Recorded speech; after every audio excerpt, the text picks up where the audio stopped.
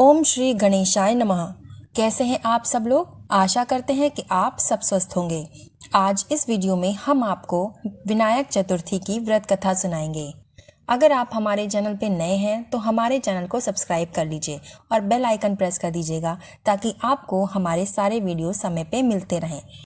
हमारे इस चैनल पर आपको माता की सभी 9 रूपों की कथाएं और दुर्गा सप्तशती के समस्त अध्याय मिलेंगे। तो आप एक बार हमारे चैनल पर ज़रूर विज़िट करिएगा और ये कथाएं ज़रूर सुनिएगा और हमें कमेंट में बताइएगा कि आपको हमारी कथाएं कैसी लगती हैं। तो चलिए शुरू करते हैं।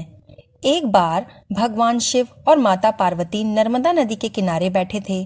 वहाँ माता पार्वती भगवान शिव से कहने लगीं कि यहाँ मैं बैठे बैठे बोर हो रही हूँ, तो क्यों ना समय व्यतीत करने के लिए चौपड़ का खेल खेला जाए।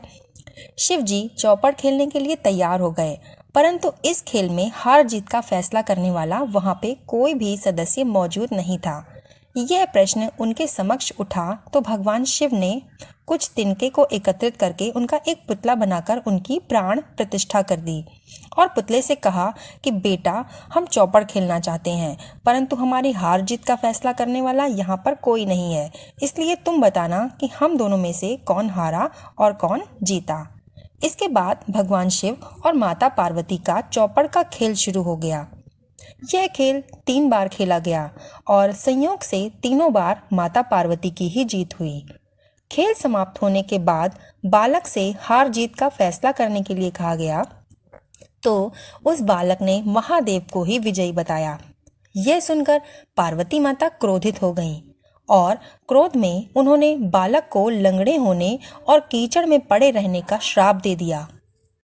ये सुनकर बालक माता पार्वती से माफी मांगने लगा और कहने लगा कि यह सब मुझसे अज्ञानतावश हुआ है, मैंने किसी द्वेष भाव में आकर ऐसा नहीं किया है। बालक के द्वारा क्षमा मांगने पर माताजी कहती हैं कि यहाँ गणेश पूजन के लिए नाग कन्याएं आएंगी, उनके कहे अनुसार तुम गणेश जी का व्रत करो, ऐसा करने से तुम मुझे प्राप्त करोगे। ऐसा कहकर माँ पार्वती शिव के साथ कैलाश पर्वत पर चली गईं। 1 वर्ष के बाद उस स्थान पर नाग कन्याएं आईं। तब नाग कन्याओं से श्री गणेश जी के व्रत की विधि मालूम करने के बाद उस बालक ने 21 दिन तक लगातार श्री गणेश जी का व्रत किया और श्रद्धा से गणेश जी का पूजन किया। उसकी श्रद्धा व निष्ठा भाव से भगवान गणेश जी प्रसन्न हुए। उन्होंने बालक को मनवांछित फल मांगने के लिए कहा।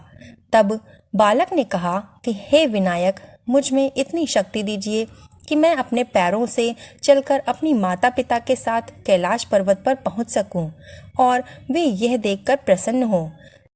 तब बालक को वरदान देकर श्री गणेश जी अंतर्ध्यान हो गए। इसके बाद वो कैलाश पर्वत पर पहुंच गया और कैलाश पर्वत पर पहुंचने की अपनी कथा उसने भगवान शिव शंकर को सुनाई।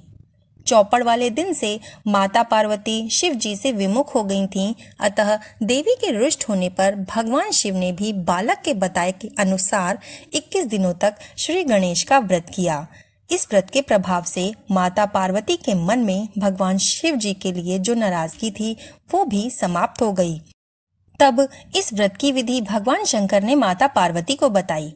ये सुनकर माता पार्वती के मन में भी अपने पुत्र कार्तिकेय से मिलने की इच्छा जागृत हुई। तब माता पार्वती ने भी 21 दिन तक श्री गणेश जी का पूजन किया और व्रत किया तथा दूर्बा, फूल और लड्डुओं से श्री गणेश जी का पूजन अर्चन किया।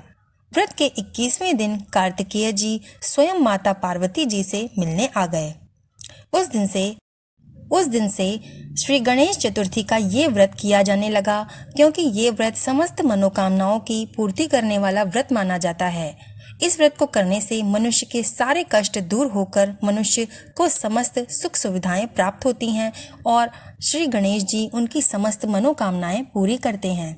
प्रत्येक माह की शुक्ल पक्ष की चतुर्थी तिथि को विनायक चतुर्थी का व्रत रखा जाता है। भगवान गणेश जी की पूजा करने के लिए आपको ब्रह्म मुहूर्त में उठकर सबसे पहले स्नान आदि कर साफ वस्त्र धारण करने चाहिए। इसके बाद गणेश जी के सामने प्रार्थना करते हुए व्रत का संकल्प लेना चाहिए। गणेश जी की मूर्ति को एक चौकी पर स्थापित करना चाहिए और उनका जलाभिषेक करना चाहिए। भगवान गणेश को चंदन का तिलक लगाएं। वस्त्र, कुमकुम, धूप दीप, लाल फूल, अक्षत, पान सुपारी आदि भगवान श्री गणेश जी को अर्पित करें।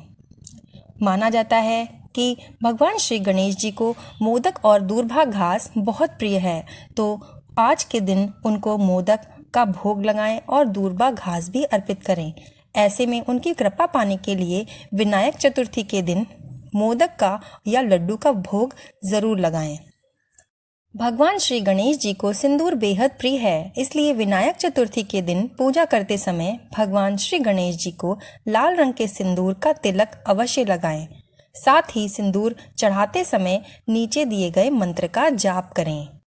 सिंदूरम शोभनम रक्तम सौभाग्यम सुखवर्धनम शुभदम कामदम चैव सिंदूरम प्रतिगृह्यताम। इस मंत्र का उच्चारण करते हुए भगवान श्री गणेश जी पर सिंदूर को अर्पित करें। अगर आप इस पूजा विधि से भगवान श्री गणेश जी की पूजा करेंगे तो वे आप पर अवश्य ही प्रसन्न होंगे और आपकी सभी मनोकामनाओं को पूरा करेंगे, आपके सभी संकटों को दूर करेंगे। बोलो श्री गणेशाय नमः। तो आपको हमारा वीडियो कैसा लगा हमें कमेंट करके ज़रूर बताइएगा और कमेंट में ओम श्री गणेशाय नमः ज़रूर लिखिएगा। आप हमारे वीडियो को लाइक और शेयर कर दीजिएगा। वीडियो को लास्ट तक देखने के लिए आपका धन्यवाद।